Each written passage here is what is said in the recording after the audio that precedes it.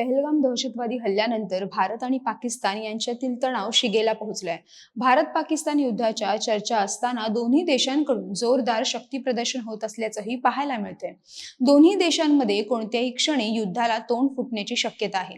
या सगळ्या पार्श्वभूमीवर युद्धसज्जतेच्या दृष्टीनं केंद्रीय गृह मंत्रालयानं देशातल्या 244 जिल्ह्यांमध्ये बुधवार दिनांक 7 मे रोजी मॉक ड्रिल अर्थात युद्धकाळातील उपायांचा सराव करण्याचे निर्देश दिलेत.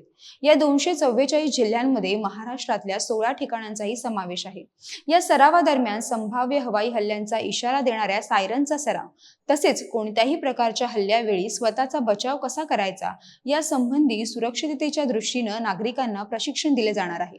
या संदर्भात सरकारने नेमके काय आदेश दिलेत, मॉक ड्रिल म्हणजे नेमकं काय आणि देशात कोणकोणत्या ठिकाणी होणार आहे, ही ठिकाणं निवडण्याचं कारण काय आहे, या सगळ्या प्रश्नांची उत्तरं जाणून घेऊयात या व्हिडिओतून.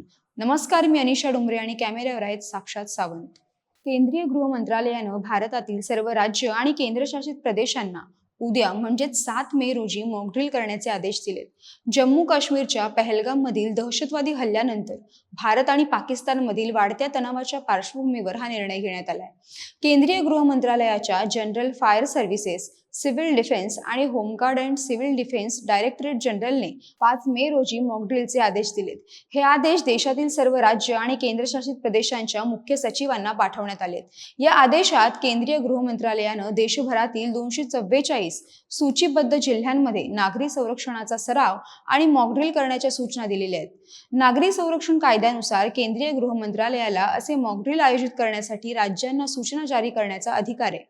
केंद्र सरकारच्या मॉक ड्रिलच्या पार्श्वभूमीवर महाराष्ट्र सरकार हाय अलर्ट मोडवर आहे. प्रशासनाकडून सर्व यंत्रणांना अलर्ट राहण्याच्या सक्त सूचना देण्यात आल्या आहेत. राज्य सरकारकडून अंतर्गत पातळीवरील हालचालींना वेग आलाय. पालकमंत्र्यांसह सर्व मंत्र्यांना प्रशासनासोबत संपर्कात राहण्याचे निर्देश देण्यात आलेत. यावेळी देशातील कोणकोणत्या ठिकाणी उद्या मॉक ड्रिल आणि ब्लॅकआउट होणार आहे याची यादी आता समोर आली. यात महाराष्ट्रातील एकूण 16 ठिकाणांचा समावेश आहे. 2010 साली केंद्रीय गृह मंत्रालयानं जारी केलेल्या यादीचा याला संदर्भ आहे. या यादीत 3 श्रेणींमध्ये या ठिकाणांना वर्गीकृत करण्यात आले. पहिल्या श्रेणीत देशभरातील संवेदनशील अशी 13 शहरं आहेत. दुसऱ्या श्रेणीत 201 आणि तिसऱ्या श्रेणीत 45 शहरं आहेत. महाराष्ट्रातील मुंबई, उरण आणि तारापूर हे प्रथम श्रेणीत येतात. मुंबई ही भारताची आर्थिक राजधानी आहे, तर उरण येथे मालवाहतूक करणारे महत्त्वाचे JNPT बंदर आहे. तारापूर येथे अणुऊर्जा प्रकल्प असल्यामुळे या तिन्ही ठिकाणांचा समावेश संवेदनशील श्रेणीत करण्यात आला असावा असा अंदाज आहे.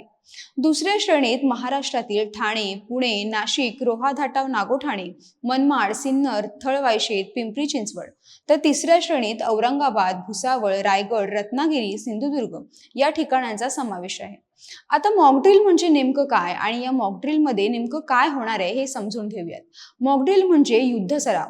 हा क्षेपणास्त्र हल्ले, हवाई हल्ले या दरम्यान निर्माण होणाऱ्या आपत्कालीन परिस्थितीत नागरिकांनी काय उपाययोजना करायला पाहिजे, सरकारी यंत्रणांनी कसं कार्यरत राहिलं पाहिजे या संदर्भातील सराव असतो. थोडक्यात युद्धजन्य परिस्थिती निर्माण झाल्यानंतर किंवा थेट युद्ध सुरू झाल्यानंतर जर शत्रूनं एखाद्या शहरावर किंवा गावावर हल्ला केला तर सामान्य जनतेनं त्या परिस्थितीला कसं तोंड द्यायचं, काय काळजी घेतली पाहिजे, सरकारी यंत्रणांनी काय करायचं या सगळ्याची तयारी म्हणजेच मॉक ड्रिल. गृह मंत्रालयाच्या निर्देशानुसार नागरिकांचे संरक्षण आणि आपत्कालीन परिस्थितीमध्ये योग्य प्रतिसाद देण्यासाठी काही गोष्टींचा सराव केला जाणार आहे. सर्वप्रथम नागरिकांना अलर्ट करण्यासाठी युद्धकालीन सायरन वाजवण्यात येईल. यानंतर नागरिकांना त्यांच्या ऑफिस किंवा घरातून एखाद्या बंकर किंवा सेफ हाऊसकडे नेले जाऊ शकतं. हल्ल्याच्या वेळी ब्लॅकआउट करण्यात येईल, म्हणजेच सगळ्या लाईट्स बंद ठेवण्यात येतील. महत्त्वाच्या स्थापत्यांना लपवण्याची प्रक्रिया होईल. हल्ला झाल्यास नागरिकांची तातडीनं स्थलांतर प्रक्रिया व त्याचाही सराव करण्यात येणार आहे. आदेशानुसार या मॉक ड्रिलमध्ये जिल्हा नियंत्रक, जिल्ह्यातील विविध अधिकारी, नागरी संरक्षण स्वयंसेवक, गृहरक्षक दल, NCC NSS स्वयंसेवक, नेहरू युवा केंद्र संघटना आणि शाळा महाविद्यालयीन विद्यार्थ्यांचा सहभाग अपेक्षित आहे. या पार्श्वभूमीवर भारतीय सैन्यातून निवृत्त झालेले लष्करी अधिकारी ब्रिगेडियर हेमंत महाजन यांनी एका वृत्तवाहिनीशी बोलताना सर्वसामान्य नागरिकांना काही महत्त्वाचे सल्ले दिलेत. यावेळी ते म्हणाले की केंद्र सरकारनं मॉक ड्रिलचे आदेश दिलेत. त्यामध्ये विमानाचा, क्षेपणास्त्र किंवा ड्रोनचा हल्ला होण्याची शक्यता असलेल्या परिसरात ब्लॅकआउट केलं जातं. लष्करी तळ असलेल्या भागात हवाई हल्ल्यापासून वाचण्यासाठी संरक्षण असतं, मात्र नागरी भागात एअर डिफेन्स नसतो. त्यामुळे हल्ला झाल्यास नागरिकांना स्वतःचं संरक्षण करावं लागतं. त्या दृष्टीने मॉकड्रिल ही अत्यंत महत्त्वाची असल्याचं ब्रिगेडियर हेमंत महाजन यांनी सांगितलंय. हवाई हल्ल्याचा सायरन वाजल्यानंतर नागरिकांनी सर्वप्रथम घरातील सर्व लाईट्स बंद केले पाहिजेत, कारण लाईट सुरू राहिले तर शत्रूच्या विमानांना त्यांचं लक्ष सहज नजरेस पडेल. त्यामुळे शहरात पूर्ण काळोख केल्यास शत्रूला लक्ष शोधणं कठीण होईल आणि त्यामुळे अशा वेळी उजेडाचा कुठलाही स्रोत टाळावा, कारण शत्रूसाठी तो संकेत ठरू शकतो.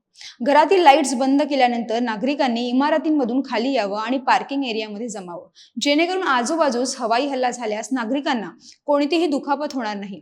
याशिवाय नागरिकांनी सायरन वाजल्यानंतर इलेक्ट्रॉनिक डिव्हाइसेस तातडीने बंद करावीत.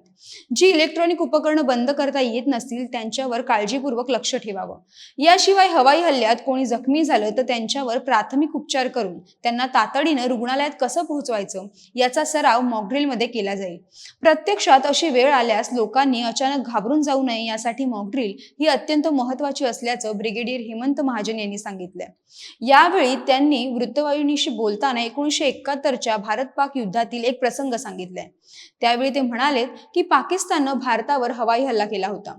त्यावेळी अँटी एअरक्राफ्ट गनने गोळीबार सुरू होता. यावेळी या अँटी एअरक्राफ्ट गनचे कवच हे खाली पडत होते. ते गोळा करायला झोपडपट्टीतील काही लोक धावत बाहेर पडले होते आणि या सगळ्या नादात त्यांचा जळून मृत्यू झाला होता. त्यामुळे हवाई हल्ल्याच्या वेळी असे कोणतेही धाडस करू नका असा सल्ला ब्रिगेडियर हेमंत महाजन यांनी दिलाय. ही मॉकड्रिल पूर्णतः सरावासाठी असून प्रत्यक्ष धोका नसल्याचं प्रशासनानं आधीच स्पष्ट केलंय. युद्धजन्य परिस्थितीत काय करावं याची जाणीव नागरिकांना करून देणं हाच या उपक्रमाचा मुख्य उद्देश आहे. युद्धाची परिस्थिती उद्भवल्यास आपण त्यासाठी किती तयार आहोत हे यातून दिसणार आहे, कारण राष्ट्रीय सुरक्षा ही केवळ लष्कराची जबाबदारी नाही. अशा प्रसंगी जेव्हा सामान्य नागरिकांना काय करावे, केव्हा करावे आणि संयम कसा राखावा हे कळते, तेव्हा संपूर्ण राष्ट्राची ताकद वाढते. ही केवळ हल्ल्यानंतरची प्रतिक्रिया नसून हल्ल्यापूर्वीच्या जागरूकतेचा एक भाग आहे. त्यामुळे नागरिकांनी कुठल्याही अफवांवर विश्वास न ठेवता या मॉकड्रिल संदर्भातील सरकारी सूचनांचं पालन करणं अपेक्षित आहे. तर या सगळ्या घडामोडींविषयी तुम्हाला काय वाटतं? तुमच्या प्रतिक्रिया कमेंट करून नक्की कळवा. व्हिडिओ आवडल्यास लाईक करा, शेअर करा आणि महाएमटीव्हीच्या YouTube चॅनलला सबस्क्राईब करा. धन्यवाद.